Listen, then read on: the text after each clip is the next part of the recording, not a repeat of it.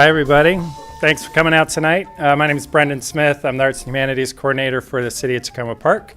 And this is the latest event in our Takoma Park Arts series, which includes, obviously, poetry readings, film screenings, art exhibitions. You can check out the art out in the atrium. All kinds of good events. We're going to have theater concerts coming up in the fall. You can sign up for our e-newsletter or go to tacomaparkmd.gov/arts for more info. And so we're excited. In 2 weeks, we're going to have another poetry reading, same time, 7:30 on Thursday, June 1st. And then on June 15th, we've got a new art exhibition called Celebrating Sligo Creek, which features two photographers and a mixed media artist whose work celebrates Sligo Creek. So hope you make it out for that.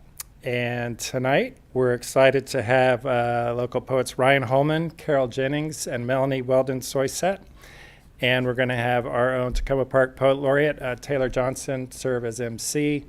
And after the reading, the poets, or some of them, will have books out in the atrium if you want to check that out and talk to them. So thank you all for coming.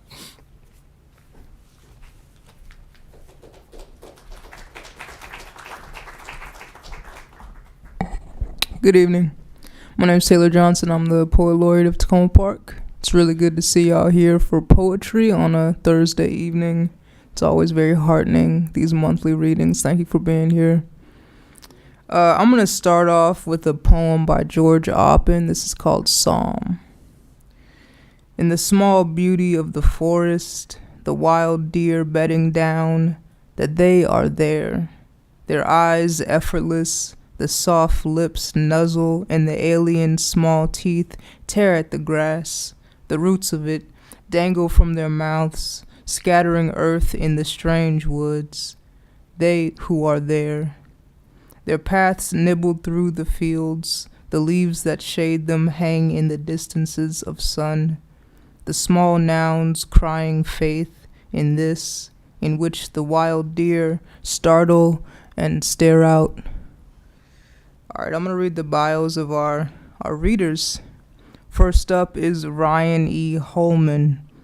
Ryan E. Holman's poetry has appeared or is forthcoming in Maryland Literary Review, Corvid Queen, Quail Bell Magazine, and other publications. She enjoys writing about mundane and fantastic life through the lens of the elements. Welcome, Ryan.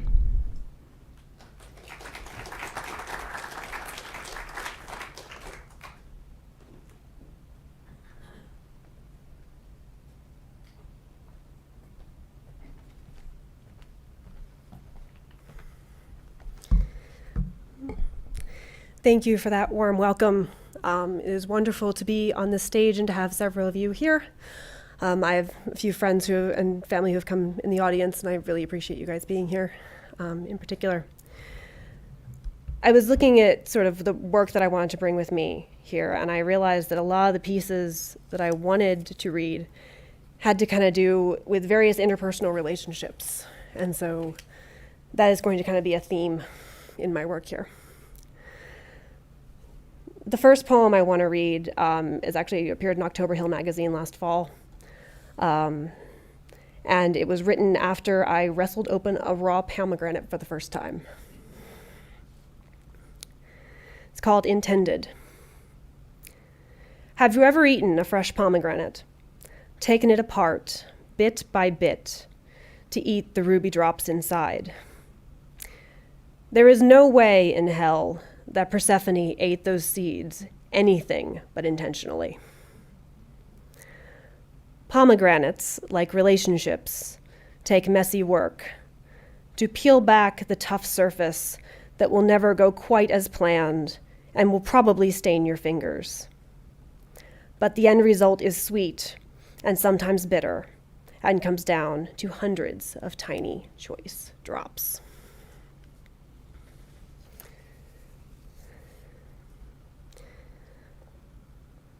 My next piece was actually inspired by a Romanian poet, Mihaela Moscăluc, and I probably just butchered her last name, and I apologize. But what she said was that suitcases tell you when they are done. And I thought that was a really powerful statement. And so I wrote a poem called Emotional Baggage. My constant companion for the past 2 decades has been a blue backpack that carried my school books and then came with me out into the world, foreign and domestic, protecting my belongings, beating back rain and dust and sand.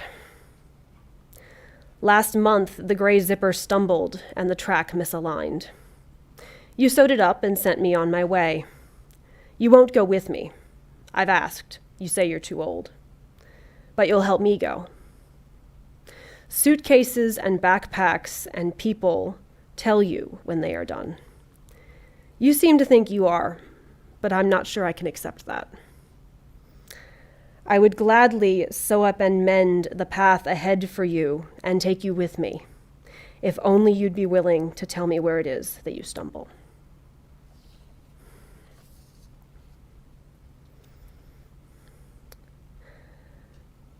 This is a poem that is about a very different type of relationship than those.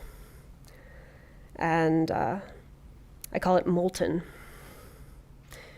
You cast me aside as a serpent, said I was simultaneously shameful and shameless, called me temptress, slut, charlatan. You put me on blast and drowned me in fire as if you could singe me and send me from my apex to shatter on the ground like Icarus cast down for his hubris. The wings you fashioned for me may well have been waxed, yet still I slither. My skin splits at the seams, I shed the husk, leave it behind, and continue on my path.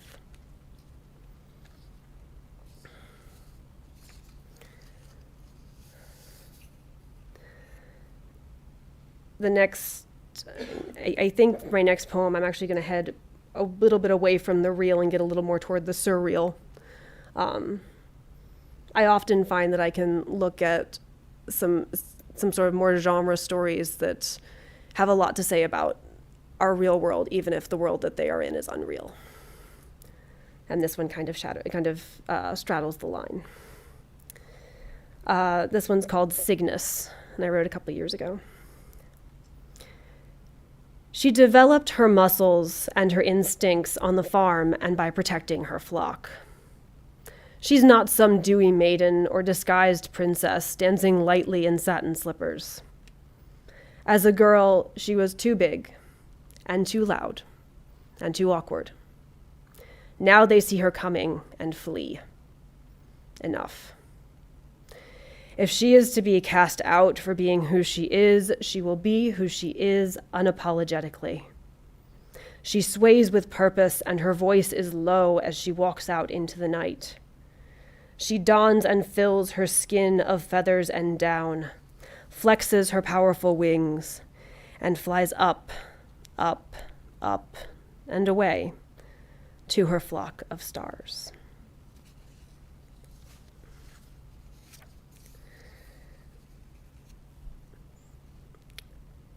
My next piece is a bit more grounded in reality than in the stars. Kind of coming back to Earth, and it was inspired by a Washington Post article I saw that was talking about how, because of climate change and other such things, the composition of snow was actually a little bit different than it was a couple of decades ago. And that kind of got me thinking, which often ends up in poetry. So this one's called Snow Dust. When I was a child, I read a book about a little girl who bit into a snowball and said it tasted like dust. I tried it, and it mostly tasted like mold. My grandmother was a water witch. She said that our bodies were mostly water, and so finding more water was as easy as breathing if you knew how the air would taste when you found it. I tried to taste the snow on the air and failed. Years have passed, and a new winter has come, and suddenly I can taste snow on the air. It tastes of dust and mold, yes, but also of the way car exhaust and oil smell, and the warmth just makes those flavors stronger. This was not the snow my grandmother tasted. I hope that my grandchildren will be able to taste the late winter snow. Bright and cold and grassy and sharp and promising of spring to come.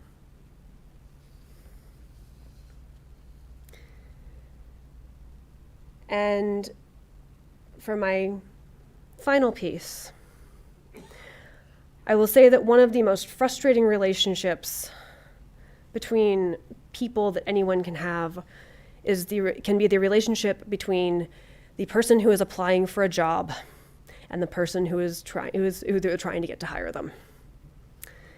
And after possibly writing one too many cover letters quasi recently, I started thinking about, so what would happen if I was somebody else applying for a somewhat different job?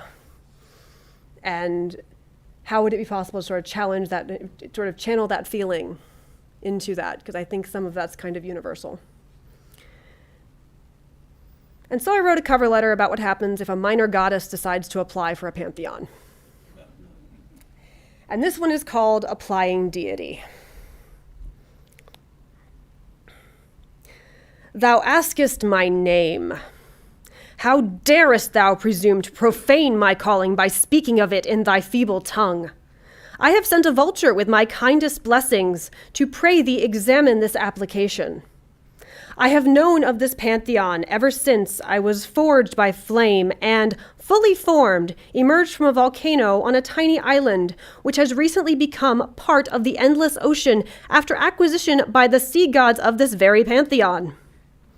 Ever since, I have desired to be a minor deity and a religious figurehead to further the missionaries of this organization.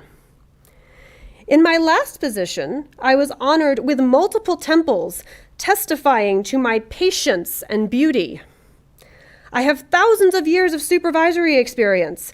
I have cast mortals into the fiery maw of death, some screaming, some mewling, some silent. Hiring, however, will be a new domain for me, as my direct reports have traditionally been dedicated to my service from a young age. It would be a challenge, but one that I eagerly embrace as a growth area in my career development. This position would play with my strengths and provide opportunities for mutual growth. We would surely conquer the world together. I look forward to discussing this role further at thine earliest convenience. Sincerely. Thank you all very much. You have been a wonderful audience.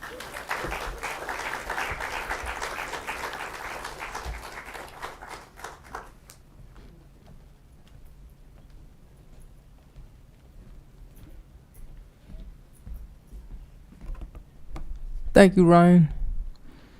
Our next poet is Carol Jennings.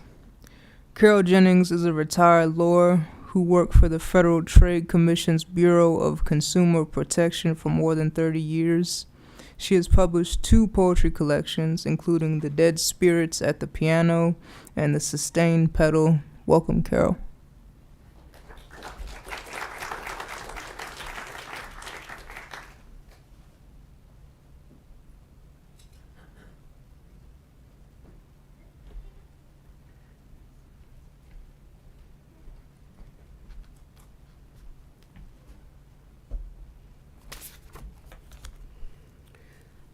Thank you all for coming.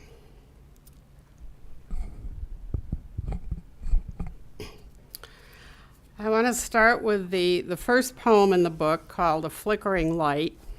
It sort of describes my relationship with light, how with the lengthening light of summer solstice is very uplifting, and then declining light has the opposite effect, and it took me a while to figure that out and how to cope with it. A flickering light. Why so much time before I grasped its place in my life? Before I understood the possibility to bend and stretch, fold it into poems, stories, save it for dark seasons, follow it north or south, depending upon month and hemisphere, or simply keep it in some mind pocket until needed to deflect the dark. As a child enthralled to midsummer light, enough to bicycle home at 9 o'clock, with no thought about the slant of it to come as days shorten and insects grow frantic and shrill about sex and death, I thought I could use it all up, the euphoria, reserve nothing for later. Now I have mastered the art, or perhaps trick, of parsing it out in lesser portions to make it last, the way a flickering light can trick the eye to see it as a constant, and knowing this may be the antidote to everything.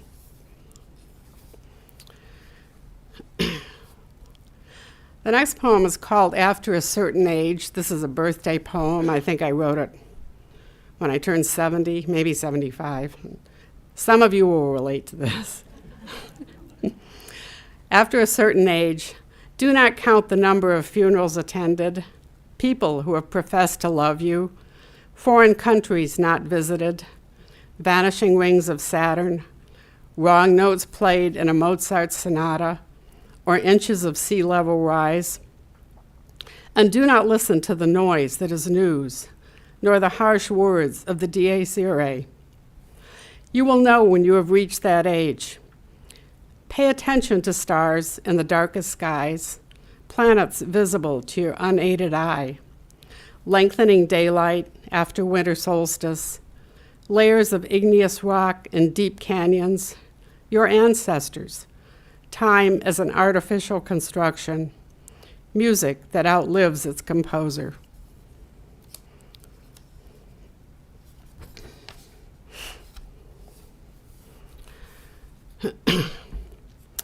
I've been trying to write some environmental poetry, like Ryan. This one is called Mulan. As you probably know, a Mulan is a hole in a glacier filled with meltwaters. It was kind of inspired by a poem by the Irish poet Seamus Heaney, who wrote one called Postscript. Had nothing to do with glaciers, but he was advising his readers to travel out to the west coast of Ireland, County Clare, because the wind and the waves are so powerful, and just let them work on you. And so my version is visiting a glacier. Mulan. Take the time to walk back to the Pleistocene. Just off the highway between Jasper and Banff, park the car to board a snow bus that deposits you on the ice field, where you can guzzle glacial meltwater from a Mulan, water with the purity that preceded your species. Pay attention, or you could tumble into a crevasse from which you would not emerge until the ice has melted. Kneel down, touch the glacial tongue with reverence, but know that you violate it. Consider that it recedes and loses depth beneath your body, that it may disappear within the life of your child. Let the ice pierce a hole in you, even as it melts.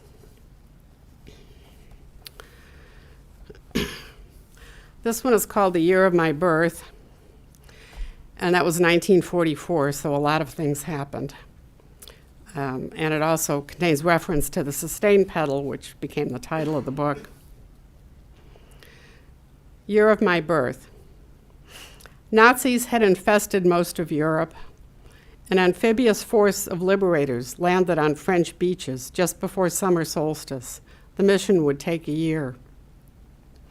In August, a girl of 15 was taken from an Amsterdam attic, sent by train to Westerbork, Auschwitz, Bergen-Belsen, always ahead of Allied advance. She did not reach 16. The City of Light was entered by American soldiers amidst cheers, outstretched hands, and kisses. Parisians gave them bread. They gave Parisians rides in jeeps. Bing Crosby crooned a question: would you like to swing on a star? Leadbelly sang Goodnight to Irene, a suicide wish buried in his second verse. Leonard Bernstein conducted his first symphony, borrowing from Jeremiah's prophecy and lament for Hebrew suffering, a chorus with no words of hope or redemption. I crawled under the grand piano, where Mother played her homage to a more romantic time, watched her right foot depress, then release the sustain pedal again and again.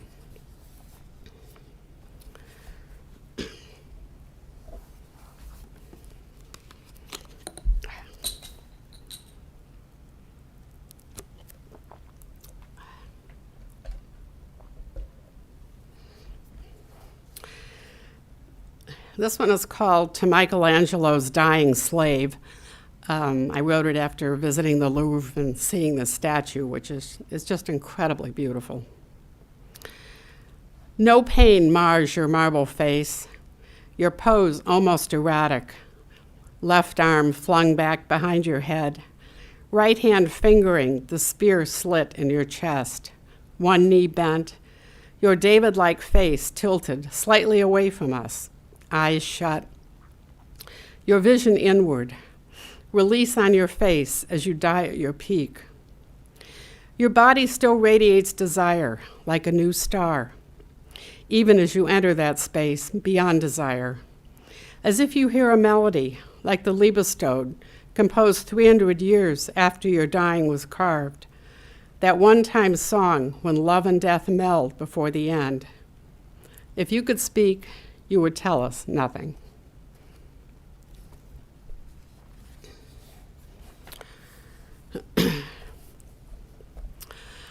I like to write about Beethoven. He's one of my favorite composers, both to listen to and to play what few things I'm able to play on the piano. If you ever studied piano, you probably played for Elise at one time or another. And I did some research to try to figure out who Elise was, and nobody knows who she was. And in fact, she may not have existed.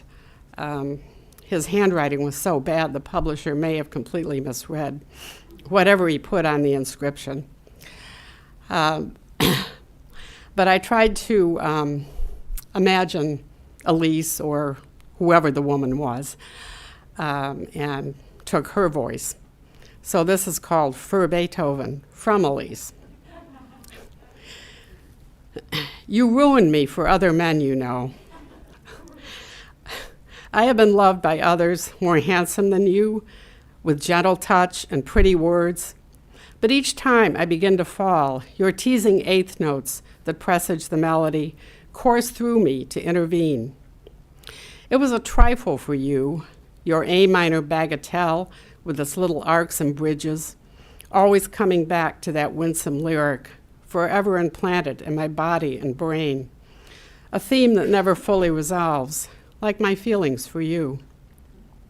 Your publisher got my name wrong due to your terrible handwriting. Elise does not exist, though she will outlive me to taunt generations of piano students who will love or hate her for testing them, making fun of their imperfect playing, much as you did to me. I could never possess you, or you me. Yet because of that little piece, dashed off in an hour, no doubt, we will stay forever linked, what we both wanted, I believe. I'm also very fond of Mendelssohn, and in recent years have been playing a lot of his songs without words, and I find it very intriguing that a song doesn't need to have words. It can just evoke images. And that's what I try to do when I play songs without words. It's just not think of words at all, just images. So this poem kind of brings together a number of things. Spring, my mother, who also played Mendelssohn, Scotland, which inspired some of Mendelssohn's most popular works, and my mother was a Campbell, so I have some Scottish heritage. Meditation, spring, Mendelssohn, songs without words.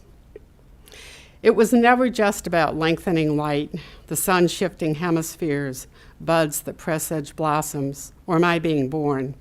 There was always a darker side. And then death happened. Father at equinox, mother a few days before. Spring became about endings, too. Whatever the season or infection circling the world, I returned to Mendelssohn's Later Ona Vorta, Songs Without Words, for piano, and try to bar from my conscious self any language but tones. These songs are not about anything. At 9, Mendelssohn set Psalm 19 to music. The heavens declare the glory of God, and the firmament showeth his handiwork. Later, he decided words were too limiting. Poems could be built solely with tones. In the Hebrides, he created a landscape without words or paint, calling it first the Lonely Island. Open fifth chords flow like the ancient lava that formed hexagonal pillars of black basalt in Fingal's cave. He enters it with no skiff, just violas, cellos, and bassoons in the key of B minor. I encountered Scotland first through Mendelssohn and reflect on memory of the Castle Campbell ruins, lonely in a field of heather, as I work out voicing and fingering of his arpeggiated chords. At the piano, my mother would allow no spoken words in the room. I take it further and exclude the silent ones as well. And I'd like to read a couple of poems that are new, and they're not in the book. One is called 4 in the Morning. I sometimes have insomnia, and during such an episode at 4 in the morning, I decided I might as well get up and write a poem about it. There was nothing else to do. 4 in the Morning. A line from Paul Simon's, still crazy after all these years, replays in the absence of sleep, as I wonder what to do awake at 4 in the morning, a time you never planned for. I could play a nocturne on the piano, though composers of nocturnes conjured them for early evening, and my notes might awaken others, unaware it's 4 in the morning. I could peruse words in my Oxford dictionary, find a word I do not know, like chakra, a knife-edged disc, or Hindu mystic circle, or spiritual center of power in the body, and ask that center of power to please let me sleep, because it's 4 in the morning. I could put on a ragged sweater and sheepskin slippers, unbolt the door, and walk into the dark, to stare at a gibbous moon and will it to induce at least a 3/4 state of sleep, enough for 4 in the morning. I could open Mother's King James Bible to Ecclesiastes, a time for everything under heaven, though not for sleep, even at 4 in the morning. I can revisit the day to ask myself if I said the right thing to my friend who is dying, but that will not bring sleep at 4 in the morning. I might listen to Beethoven at low volume, his music an arc, not just for one night, but for a whole life. And at 4 in the morning, it is easier to see that life as more than the sum of its years, even to glimpse bits of what remains. And then I'd like to close with another environmental poem. It's called Moon Wobble. I read an article, I think in the New York Times, that moon wobble is a real thing. It occurs periodically, and when it happens, it affects the tides and makes them higher. And when you overlay that on top of seas that are already rising because of global warming, it can have very drastic effects. Moon wobble. It is not the constant you once thought, evolving new to half, gibbous to full, like a love affair, and lasting only so long as some before the cycle begins again. Now you must accept that it wobbles, as predictably as love, and lives on a slant, as love does, and moon wobble has consequences, rising tides that overlay rising waters. Debussy shrouded moonlight in a key of 5 flats. Diana could have said, "Beware of moon wobble," but she was silent. The moon cannot save you from harsh effects of foolish burning or unwise loving, and you must love her for what she is. even her dark side, even her pull on ocean swells. Thank you.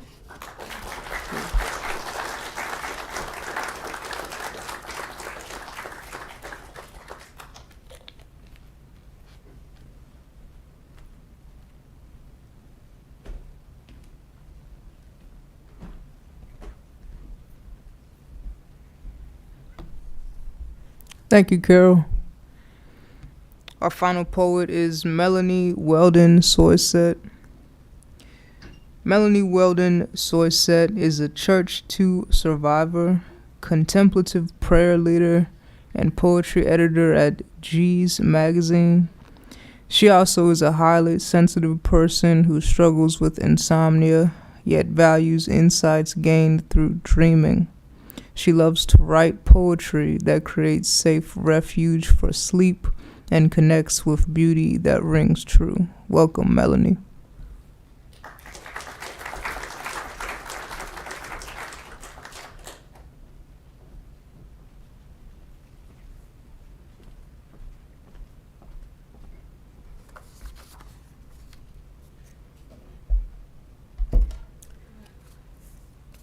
Well, good evening.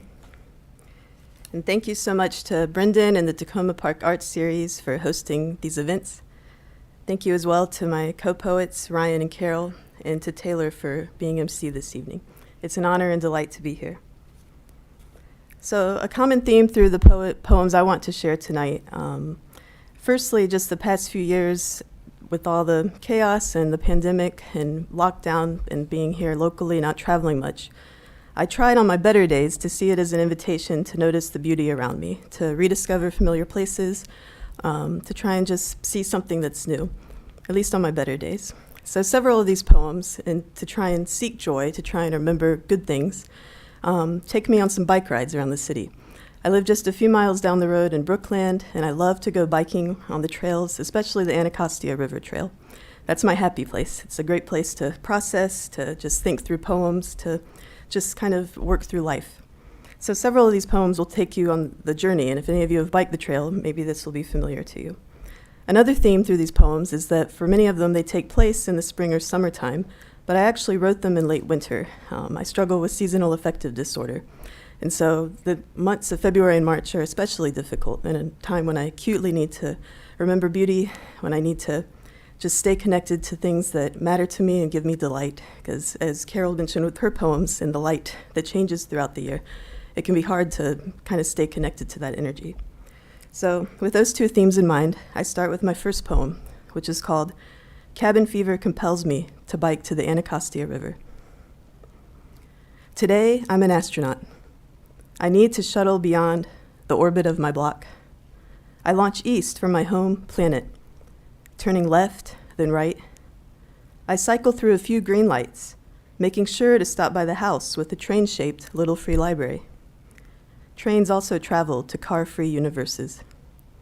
I discover a golden nature guide to American wildflowers. Its pages smell like milkweed. I continue down the road, past the old movie theater, wondering if the sky was clear on opening night for lilies of the field all those decades ago. Pretty soon I see the path veering off to the left. I bike high up on the levee trail, beside the creek below. The breeze is light. The trail brings me to the Anacostia, and cormorants roost on the branches of a river birch tree. I imagine people returning to swim here once more. I imagine the mussels under the water's surface, currently filtering out bacteria and plastic. I take a deep breath. Circadian and bike, cycles align in a new constellation. Are there groundhogs on Jupiter? Do the Pleiades shine with the fragrance of wisteria? Today's mission will not take me more than 10 miles from my door. And yet, when a cluster of 6-foot-tall, prickly-stemmed musk thistle seemingly bolts up out of nowhere, with lime green and fuchsia flower heads nodding in my direction, I know I've somehow invaded another cosmos.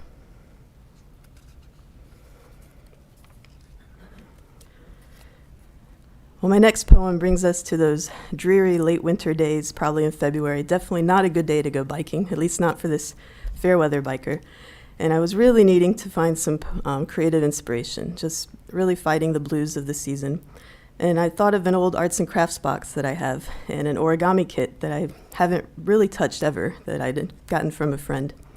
So I pulled it out and tried to just give myself permission to play, to not have to get it perfect, but just to play.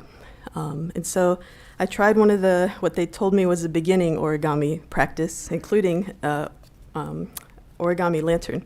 So this is one I made on that day. But what surprised me was how similar it actually was to biking and the journey of it. That to make origami, it really is this step-by-step process, sometimes circuitous. You don't quite know where you're going. You have to trust the steps, that when you start with certain folds, at least for my mind that's not so spatially gifted, it's sometimes hard to know how I get from this step to the final image that I want to get to. And so thinking through of origami as a journey, I wrote this poem in the voice of the origami lantern. And so this is called Autobiography of an Origami Lantern. I am born, kozo tree bark boiled into paper. I dry, flat. Fingers fold me, once, twice, into isosceles triangles. And then they unwrap me back into a square. Some people may call these new creases scars, but I know they're actually a guide. Do fingertips not eddy and pearl? Sometimes your own body becomes your own map. I bend again. This time my four corners fold inward, like the wings of seraphim, hiding face and feet. I somersault and twist. Believe it or not, I'm not the silent type. You can't shake the trapezoids, triangles, or squares out of me. But I do jangle, a flag clapping in the wind. My density increases as fingers press their oil and heat into me.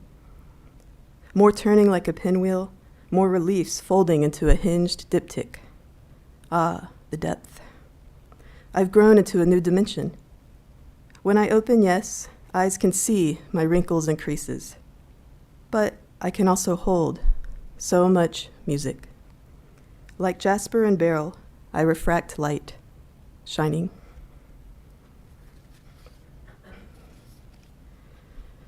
This next poem's just a little haiku interlude back on that bike ride on the Anacostia River Trail. And if any of you have been to Kenilworth or on that trail, perhaps you've had a similar experience. City lake stirs, furry face emerges. Beaver, how wild.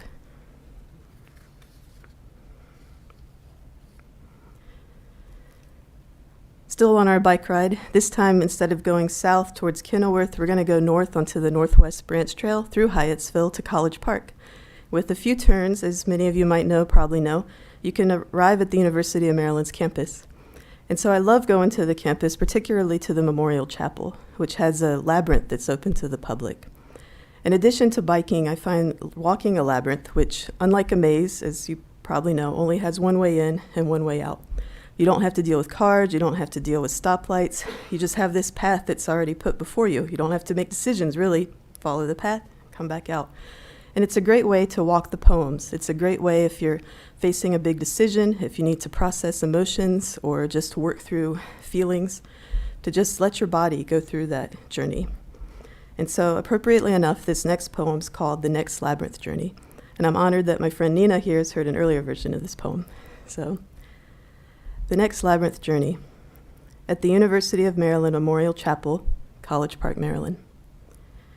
I enter these bowels again, knowing in my gut I can trust this place.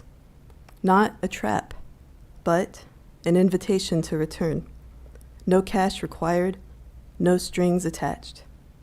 My feet slowly tread this wide, flat path, cleared and welcome to all pilgrims who walk, wheel, or even crawl, which was my internal posture the last time I made this circuit, desperate for discernment. Today, my feet carry me through this lush, verdant spot. Magnolia trees and bloomed milkweed testify to unicursal majesty.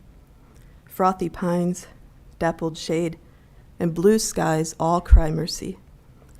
I remember being here before, begging for mercy. Today, I have what I need, as hostas offer healing vistas. Willow breezes brush by crackling cicadas in me. Whispered hallelujahs unwind my insides.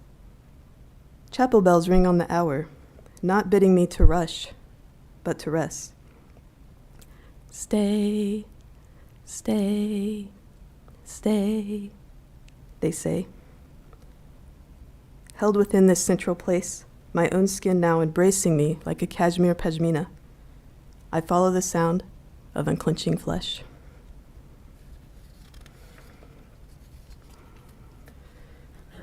So when I have the opportunity to go to that labyrinth, walk out the poems, partly I'm trying to decide which voices in my head am I going to privilege. And for those of you, I'm assuming anyone here tonight has some sort of love for poetry. And for those who write poetry, we know that you have to decide which voice are you going to put down on paper, which voice deserves to be repeated, deserves to be written. And honestly, one of the voices in my head is really, she can be really bossy, and she can be the task and chores and to-do list. I don't like listening to her. Sometimes she gets the job done, but I get tired of hearing her. And so I sometimes try and start from that poem, but I start from that voice writing a poem. But one time, maybe on this labyrinth journey, another voice kind of responded to that. Get the task and chores done, do the things you got to do. And another voice started speaking. And that's the voice that I decided to listen to this time. So this poem's called How to Do Nothing, which only after I wrote it did I learn there's actually a pretty popular book by that title, but didn't know that at the time. Though I read the book, and actually it, I think, matches the poem well. So here's How to Do Nothing. Give yourself permission to sit this one out. Not everything needs to be fixed today. Your sofa is the destination of the route. Leave your phone over there and flout the to-do list. What do your hips say? Give yourself permission to sit this one out. Sure, there may be some people who pout because you don't follow their way. Remember the destination of your route.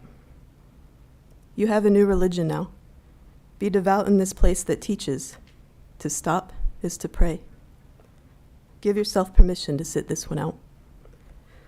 Take a deep breath and notice throughout your body what is stone and what is clay. Your healing is the destination of this route. Allow the crumbling and name the doubt. Rot and wonder can both sprout from decay. Give yourself permission to sit this one out. Have you found the destination of your route?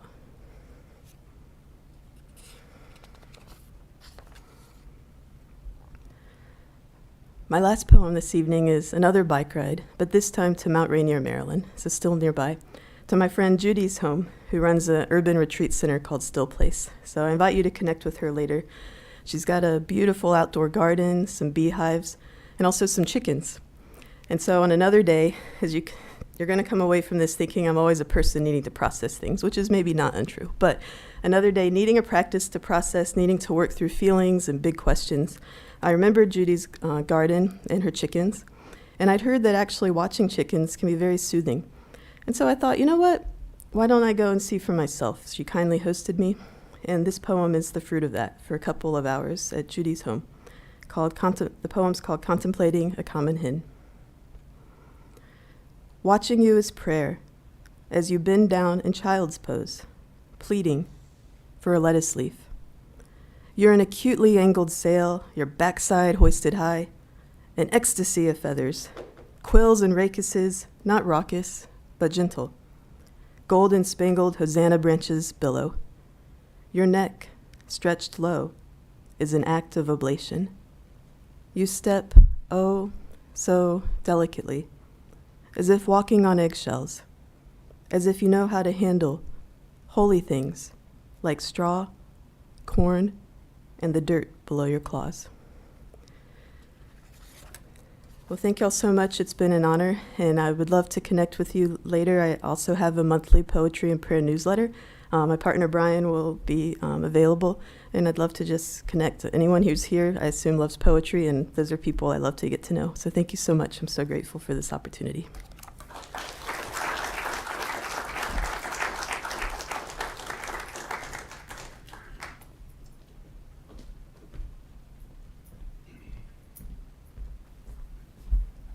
Thank you, Melanie. All right, y'all. This was great. I really appreciate y'all coming out again for poetry. It's great to see you. If I haven't seen you before, I would love to know you. I'm going to end with an excerpt from a longer poem. The poem that maybe some of you know is called The Strength of Fields by the poet James Dickey. Anybody know this poem? No? Okay, so I really encourage y'all to read this when you get home or get in your vehicle or wherever. I'm going to read the excerpt of it. It's just the end, so I hope you do read the rest. The strength of fields, Lord, let me shake with purpose. Wild hope can always spring from tended strength. Everything is in that and nothing but kindness. More kindness, dear Lord, of the renewing green. That is where it all has to start, with the simplest things. More kindness will do nothing less than save every sleeping one and night walking one of us. My life belongs to the world. I will do what I can. Thanks, y'all. And make sure you talk to the poets. Some of them have books and come out in 2 weeks for the last reading of our series. Thank you again.